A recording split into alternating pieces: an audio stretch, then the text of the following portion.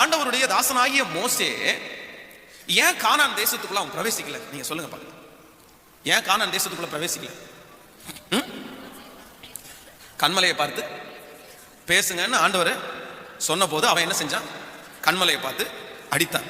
அடித்த உடனே ஆண்டவர் என்ன சொல்றாரு? நீ கானான் தேசத்துக்குள்ள என் ஜனங்களை கொண்டு போக மாட்டேன் அப்படின்னு சொல்றாரு. ஆனா உண்மையிலேயே அந்த சம்பவம் தான் காரணமா இருந்தாலும் அந்த பிரச்சனையினுடைய ஆணி வேர் என்ன தெரியுமா?